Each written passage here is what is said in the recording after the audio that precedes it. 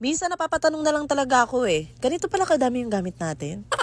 So yun na nga mga Mars, another day, another vlog. Yes po, opo mga Mars ko, eto na naman kami, naglilinis na naman. Kasi yung oras, para nga linisin namin yung ilalim nga ng lababuhan namin. Noong una nga mga Mars ko, nababanggit ko sa inyo na kaya dito nga muna namin nilagay itong mga gamit na to dahil nga ayan, maglalagay kami ng cabinet dito na pwedeng ang paglagyan. Alam nyo ba, talaga napapatanong na lang ako kay Jowa na ganito pala kadami ang gamit natin. Dati kasi talaga mga Mars ko, hindi ko yan pansin dahil meron nga ako pinaglalagyan na storage. And siya totoo lang, lahat ng yan mga Mars ko, hindi naman talaga namin nagagamit at nakatambak lang din. Kaya naman dito nga sa paglilinis namin na to mga Mars ko, aaminin ko, sobrang dami ko talagang naitapon. Dito nga hindi ko akalain talaga na marami rin pala kami mga kutsara, tinidor na mga disposable at talagang hindi lang din namin nagagamit kasi nga nakatago lamang. Pati nga mga ibang Tupperware dito mga Mars ko, pinagtatapon ko na talaga kasi sabi ko ang dami pala neto at wala naman tayong mailalagay. So bali dalawa na nga pala kami ni Jowa naglilinis dyan para nga mabilis kaming matapos. And yung mga una niya nga palang inasikaso dyan ay syempre yung mga tools niya nga na napakadami rin talaga. Tapos ako ayan, isa-isa ko na nga nilalabas yan at tinuturo ko na nga sa kanya yung mga dapat nga niyang maitapon. Tapos yung mga gamit-gamit nga namin dito, syempre unti-unti ko na ina-organize para nga kapag inilagay ko nga siya dito sa cabinet ay alam ko na kung saan siya nakalagay. And kitang-kita niyo naman mga Mars ko, hindi pa nagtatapos doon dahil meron pang 3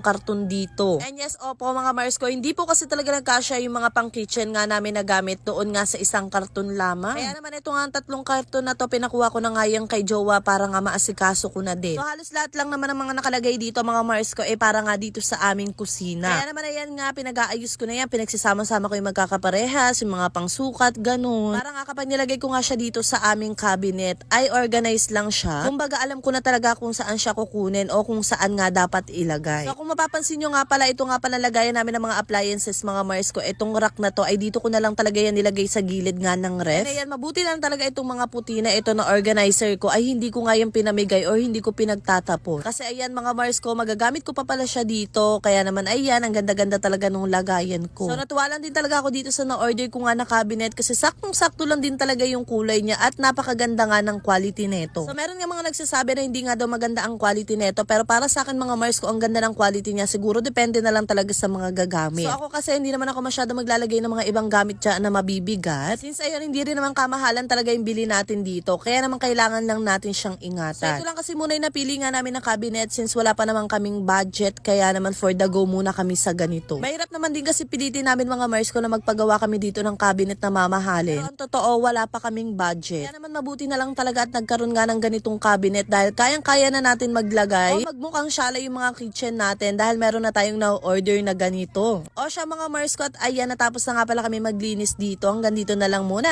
Yun lang. Bye-bye.